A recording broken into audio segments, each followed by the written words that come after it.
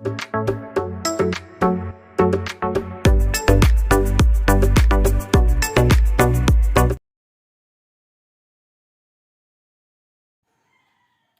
Morning, ഏവർക്കും study Nifty മലയാളത്തിൻ്റെ daily market ന്യൂസിലേക്ക് സ്വാഗതം.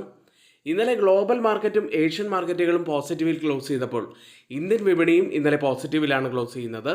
തുടർച്ചയായിട്ടുള്ള 7 ദിവസത്തെ നഷ്ടത്തിന് ശേഷമാണ് ഇന്ത്യൻ വിപണികൾ പോസിറ്റീവിൽ ക്ലോസ് ചെയ്യുന്നത്. എന്നാൽ നമ്മുടെ മാർക്കറ്റ് ക്ലോസ് ചെയ്തതിന് ശേഷം ഓപ്പൺ ചെയ്തിരിക്കുന്ന US മാർക്കറ്റുകൾ കനത്ത ഇടിവിൽ തന്നെയാണ് ക്ലോസ് ചെയ്തിട്ടുള്ളത്.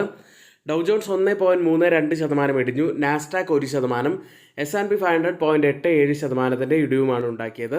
ഇന്നലെ US ട്രഷറി ബോണ്ട് ഈൽഡുകൾ ഉയർന്നതും പ്രമുഖ റീറ്റെയിൽ മേഖലയിലെ കമ്പനിയായിട്ടുള്ള വാൾമാർട്ടിൻ്റെ മോശം ഫലങ്ങളുമാണ് ഇന്നലെ US വിപണികൾ ഇത്രയധികം ഇടിയാൻ കാരണമായത്. ലോകത്തിലെ ഏറ്റവും വലിയ പരമ്പരാഗത റീറ്റെയിലറായിട്ടുള്ള വാൾമാർട്ടിൻ്റെ ഓഹരി ഏകദേശം 9.2% ഇടിവാണ് ഇന്നലെ ഉണ്ടാക്കിയത്.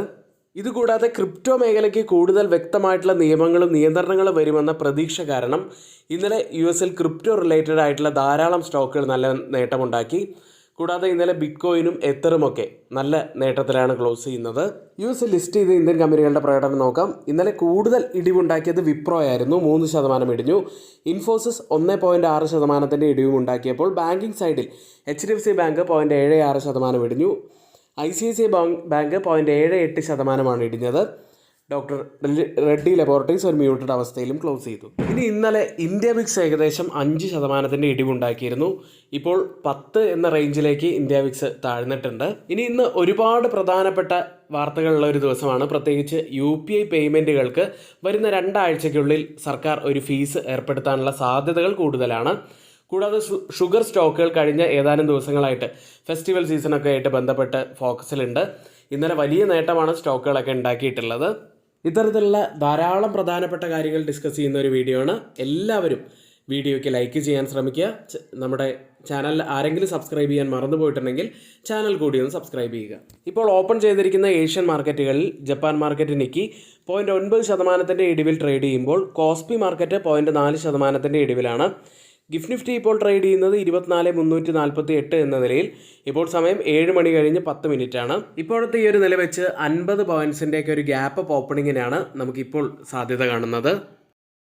UPI പേയ്മെൻറ്റുകൾക്ക് ഇനി ഫീസ് വരുമോ എന്നുള്ള ഒരു ചോദ്യമുണ്ടായിരുന്നു.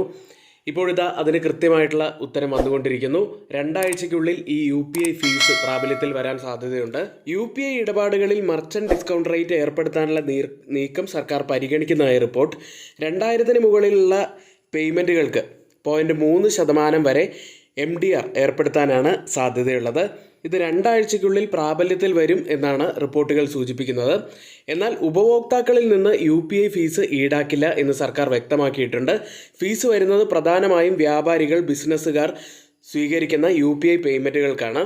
അതായത് നമ്മളെപ്പോലുള്ള സാധാരണക്കാർക്ക് ഈ UPIയുടെ ഫീസ് ബാധകമായിരിക്കില്ല. മറ്റൊരു കാര്യം കൂടി അറിയേണ്ടത്, 2019 ഡിസംബർ വരെ UPI merchant to person to merchant ഇടപാടുകൾക്ക് 0.3% വരെ MDR ഉണ്ടായിരുന്നതാണ്. ഇത് ഡിജിറ്റൽ പേയ്മെൻറ്റ് വ്യാപകമാക്കുന്നതിനായിട്ട് 2020 ജനുവരി മുതൽ 0 MDR ആക്കി മാറ്റുകയാണ് ഉണ്ടായത്. നമ്മുടെ ഡിജിറ്റൽ പേയ്മെൻറ്റ്സ് മാത്രം എടുത്തു കഴിഞ്ഞാൽ ഈ UPI പേയ്മെൻറ്റ്സ് ഏകദേശം 85%-ഓളം വോളിയം കൈകാര്യം ചെയ്യുന്നുണ്ട്. ഇനി മറ്റൊരു കാര്യം കൂടി പറയാനുള്ളത്, ക്രെഡിറ്റ് കാർഡ് ഇടപാടുകൾക്ക് 1 മുതൽ 3% വരെയും ഡെബിറ്റ് കാർഡുകൾക്ക് 0.9% വരെയുമുള്ള ഒരു MDR ഈടാക്കുന്നുണ്ട്. അതേ സ്ഥലത്താണ് UPI പേയ്മെൻറ്റുകൾക്ക് 0% MDR നടപ്പിലാക്കിയിരുന്നത്. ഏതായാലും ഈ ഒരു വാർത്തയൊക്കെ വന്നതുകൊണ്ട് തന്നെ ഇനി നമ്മൾ ഹൈലി ഫോക്കസിൽ വെക്കേണ്ട ചില സ്റ്റോക്കുകളായിട്ട് തോന്നുന്നത് ഒന്ന് Paytm ആണ്. ഏറ്റവും കൂടുതൽ നേരിട്ട് ഈ സ്റ്റോക്കിനായിരിക്കും ഗുണം ലഭിക്കാൻ സാധ്യതയുള്ളത്.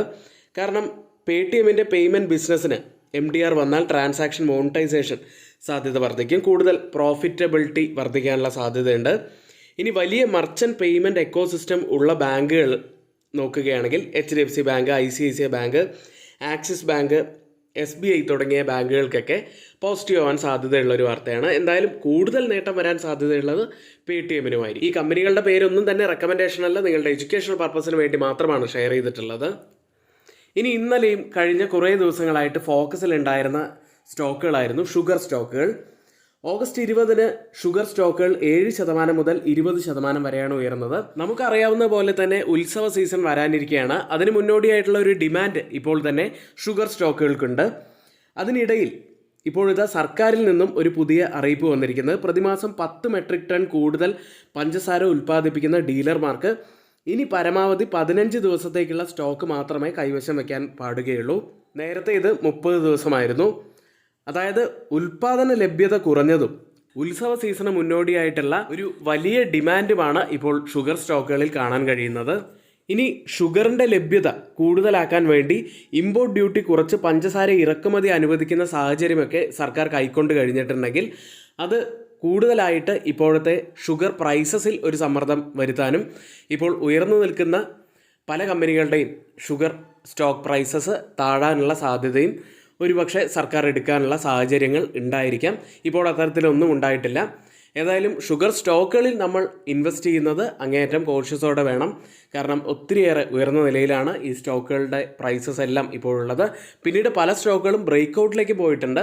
അപ്പോൾ കൃത്യമായിട്ട് നല്ല രീതിയിൽ തന്നെ വിലയിരുത്തിയിട്ട് നിങ്ങൾക്ക് ഈ സ്റ്റോക്കുകളിൽ ബൈ സെൽ ചെയ്യാനുള്ള തീരുമാനങ്ങൾ എടുക്കാവുന്നതാണ്. ഇന്നലെ പൊതുവിൽ ഷുഗർ സ്റ്റോക്കുകളും കൂടാതെ ഇന്ത്യൻ വിപണിയും നേട്ടത്തിലായിരുന്നെങ്കിൽ നെഗറ്റീവായിട്ട് വന്ന മറ്റൊരു കാര്യം ഇന്നലെ ഉണ്ടായത് ജൂലൈയിൽ കോർ സെക്ടർ വളർച്ച 5.4% കുറഞ്ഞു. ജൂലൈയിൽ ഇന്ത്യയുടെ 9 പ്രധാനപ്പെട്ട അടിസ്ഥാന വ്യവസായങ്ങളുടെ ഉൽപ്പാദന വളർച്ച 5.4% കുറഞ്ഞത്. ജൂണിൽ വളർച്ച 6%. ജൂലൈ 2025 കോർ സെക്ടർ വളർച്ച വെറും 3.2%. അതുമായി കമ്പയർ ചെയ്യുമ്പോൾ നല്ല നേട്ടമാണ് ഇപ്പോൾ വളർച്ചയിൽ ഉണ്ടായിരിക്കുന്നത്. ഇനി അയേൺ ഓർ വളർച്ച ജൂലൈ മാസത്തിൽ 44.5% നിന്ന് 29.5% കുറഞ്ഞത് വലിയൊരു നെഗറ്റീവായിട്ടുള്ള കാര്യം തന്നെയായിരുന്നു. വൈദ്യുതി ഉൽപ്പാദനം 11.4% നിന്ന് 9% കുറഞ്ഞു. സ്റ്റീൽ വളർച്ച 2.9% കുറഞ്ഞു. പുതിയ സീരീസിലെ ഏറ്റവും താഴ്ന്ന നില കൂടിയാണിത്. ഇന്നത്തെ കീ ഇവൻറ്റ്സ് എന്തൊക്കെയാണെന്ന് നോക്കാം. UK-യിൽ നിന്നും ജൂലൈ റീറ്റെയിൽ സെയിൽസ് ഡാറ്റ പുറത്തു വരുന്നു.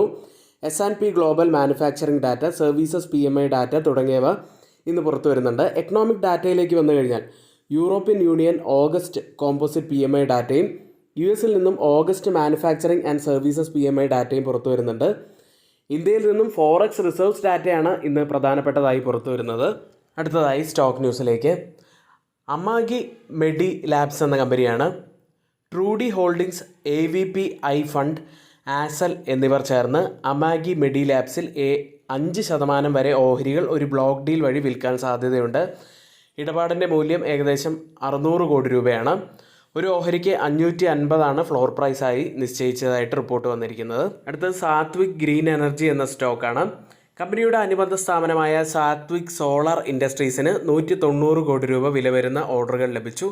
ഒരു പ്രമുഖ ഇൻഡിപെൻഡൻറ്റ് പവർ പ്രൊഡ്യൂസർ EPC കമ്പനിക്കായി സോളാർ PV മൊഡ്യൂൾസ് വിതരണം ചെയ്യുന്നതിനാണ് ഓർഡർ. അടുത്തത് ടൊറൻ പവർ എന്ന കമ്പനിയാണ്. കമ്പനിയുടെ CFOയും ഹോൾ ടൈം കീ മാനേജറിയൽ പേഴ്സണുമായിട്ടുള്ള സൗരഭ് മാഷർവാല വിരമിച്ചതായി അറിയിച്ചു. ഓഗസ്റ്റ് 20-ന് രാജിവെച്ചു. വികാസ് പൊഡാറിനെ CFOയും ഹോൾ ടൈം KMPയും സീനിയർ മാനേജ്മെൻറ്റ് പേഴ്സണലുമായി ഓഗസ്റ്റ് 21 മുതൽ നിയമിക്കുന്നതായും കമ്പനി അറിയിച്ചു.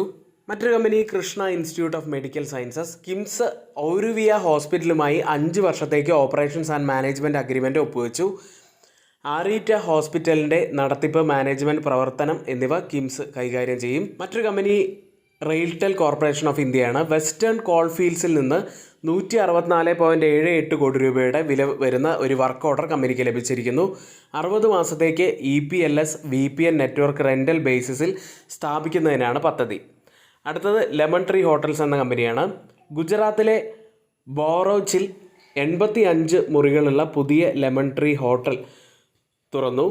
ഇതോടെ ഗുജറാത്തിൽ ലെമൺ ട്രീ ഹോട്ടൽസിൻ്റെ 12ാമത്തെ ഓപ്പറേഷൻ ഹോട്ടലായിട്ട്. ഇന്നിവിടെ നമ്മൾ പറഞ്ഞ എല്ലാ കാര്യങ്ങളും ഏറ്റവും ഓതറൈസ്ഡ് ആയിട്ടുള്ള സൈറ്റുകളായ money control, mint, Reuters, CNBC, financial express തുടങ്ങിയ മാധ്യമങ്ങളിൽ നിന്നാണ് എടുത്തിരിക്കുന്നത്.